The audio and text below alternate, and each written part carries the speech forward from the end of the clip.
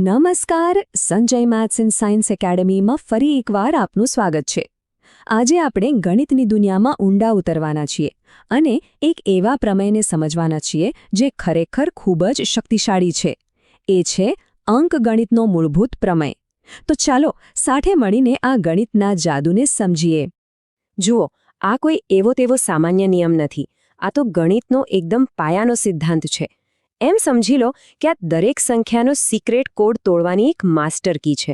અને હા, આ સમજૂતીના અંત સુધીમાં આ માસ્ટર કી આપણા હાથમાં હશે.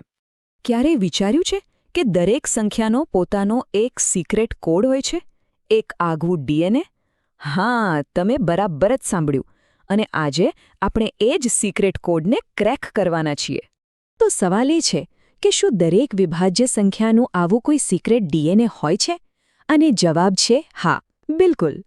જેમ ડીએનએ કોઈપણ જીવના મૂળભૂત ઘટકો બતાવે છે, બસ એ જ રીતે અવિભાજ્ય અવયવીકરણ આપણને સંખ્યાના મૂળભૂત ઘટકો એટલે કે એના બિલ્ડિંગ બ્લોક્સ વિશે બધું જ કહી દે છે. ચાલો એકદમ ફટાફટ આ બે પ્રકારની સંખ્યાઓનો ફરક સમજી લઈએ. વિભાજ્ય સંખ્યાઓ એટલે એવી સંખ્યાઓ જેમને આપણે તોડી શકીએ છીએ, જેમ કે 6ને આપણે 2 અને 3માં તોડી શકીએ.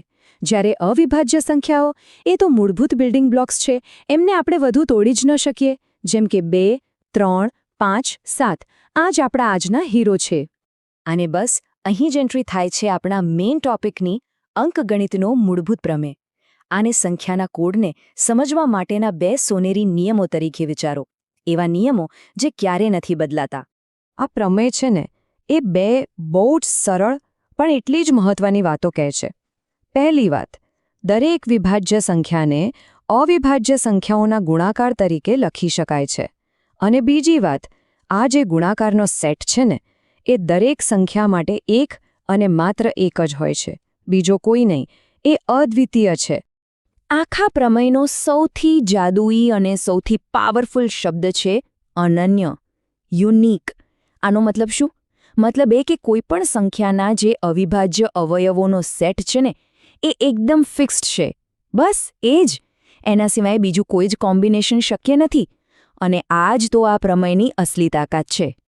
ચાલો, થિયરી તો ઘણી સમજી લીધી, પણ હવે એ જોઈએ કે આ નિયમનો વ્યવહારમાં પ્રેક્ટિકલી ઉપયોગ કેવી રીતે થાય છે. આપણે એક મોટી સંખ્યા લઈશું અને સાથે મળીને એનો કોડ તોડવાનો પ્રયત્ન કરીશું. તો આપણી સામે સંખ્યા છે 32,760. દેખાવમાં થોડી મોટી અને જટિલ લાગે છે, બરાબર? પણ ચિંતા કરવાની જરૂર નથી, કારણ કે આપણી પાસે પેલી માસ્ટર કી છે. આ પ્રમેયની મદદથી આપણે એના મૂળ સુધી પહોંચી જઈશું. તો જ્યારે આપણે 3270ને એના નાનામાં નાના અવિભાજ્ય ઘટકોમાં તોડવાનું શરૂ કરીએ તો આપણને શું મળે છે? આપણને મળે છે 2, 2, 2, 3, 3, 5, 7 અને 13. આ જ છે એના મૂળભૂત બિલ્ડિંગ બ્લોક્સ. અને પ્રમેય આપણને ગેરંટી આપે છે કે આના સિવાય બીજા કોઈ અવિભાજ્ય અવયવો આ સંખ્યામાં હોઈ જ ન શકે. તો આ રહ્યો 32,760નો સિક્રેટ કોડ. એકદમ સ્પષ્ટ અને સુઘડ સ્વરૂપમાં. 2 3 વખત, 3 2 વખત અને 5, 7 અને 13 એક વખત. બસ આ જ છે 32,760નું યુનિક ડીએનએ. તો સવાલ એ થાય કે આ કોડ તોડવાથી ફાયદો શું? વેલ, પહેલો અને સૌથી મોટો ફાયદો એ છે કે ગુસાઅ એટલે કે HCF અને લસાઅ એટલે કે LCM શોધવાનું કામ બિલકુલ રમત જેવું સહેલું બની જાય છે. ચાલો સમજવા માટે 2 નાની સંખ્યાઓ લઈએ, 6 અને 20. 6ના અવિભાજ્ય અવયવો કયા છે? 2 અને 3. અને 20ના? એના અવયવો છે 2 વખત 2 અને 1 વખત 5, બરાબર? હવે ગુસા કેવી રીતે શોધવાનું? બહુ જ સિમ્પલ. નિયમ એ છે કે બંનેમાં જે કોમન એટલે કે સામાન્ય અવયવ હોય એની સૌથી નાની ઘાત પકડી લેવાની. તો અહીં જુઓ, 2 બંનેમાં છે, રાઈટ? અને એની સૌથી નાની ઘાત કઈ છે? 2ની 1 ઘાત. બસ, તો આપણો ગુસા મળી ગયો, 2. છે ને એકદમ સરળ? અને લસાઅ માટે શું? એ તો એનાથી પણ સહેલું છે. આમાં આપણે બધા જ અવયવ લઈ લેવાના, એટલે કે 2, 3 અને 5. અને દરેકની સૌથી મોટી ઘાત લેવાની. તો 2ની સૌથી મોટી ઘાત છે 2, 3ની છે 1 અને 5ની પણ 1. આ બધાનો ગુણાકાર કરીએ એટલે તરત જ જવાબ મળે છે 60. ચાલો હવે આ પ્રમેયની બીજી એક સુપર પાવર જોઈએ, એક મજેદાર કોયડો ઉકેલીને એની અસલી તાકાતને પરખીએ. સવાલ બહુ સીધો છે. શું 4ની કોઈ પણ ઘાત લઈએ એટલે કે 4n તો એનો છેલ્લો અંક, એકમનો અંક ક્યારે શૂન્ય આવી શકે? જરા વિચારો, આપણો પ્રમેય આનો જવાબ કેવી રીતે આપી શકે? આ કોયડો ઉકેલવાની ચાવી અહીં જ છે. કોઈપણ સંખ્યાનો છેલ્લો અંક શૂન્ય ત્યારે અને માત્ર ત્યારે જ હોય જો તે 5 વડે વિભાજ્ય હોય. અને એનો સીધો મતલબ શું થયો? એ જ કે તેના અવિભાજ્ય અવયવોમાં 5 હોવો જ જોઈએ. આ એકદમ જરૂરી શરત છે. અને અહીં આપણો પ્રમેય હીરો બનીને આવે છે. જુઓ, 4 એટલે 2 ગુણ્યા 2.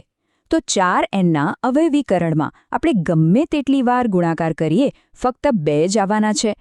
પ્રમેયની અનન્યતા આપણને ગેરંટી આપે છે કે તેમાં 5 ક્યારેય નહીં આવી શકે. અને જો 5 ન હોય તો છેલ્લો અંક 0 પણ ક્યારેય ન હોઈ શકે. જોયું? આ છે પ્રમેયની તાકાત. અલબત્ત આ અદ્ભુત પ્રમેય પાછળ કેટલાક મહાન ગણિતશાસ્ત્રીઓનો ફાળો છે.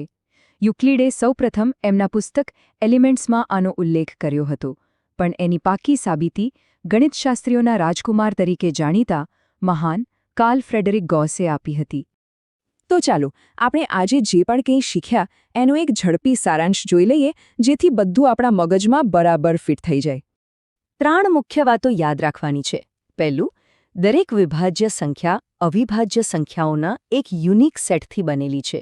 બીજું, આ કોડ આપણને ગુસાઅ અને લસાઅ એકદમ સરળતાથી શોધવામાં મદદ કરે છે.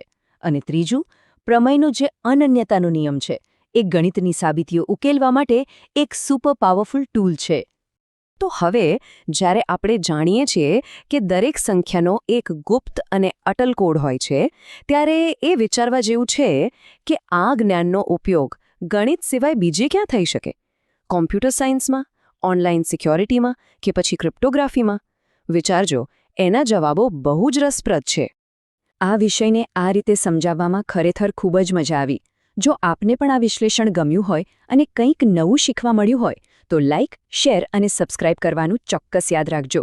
ફરી મળીશું એક નવા વિષય સાથે. આભાર.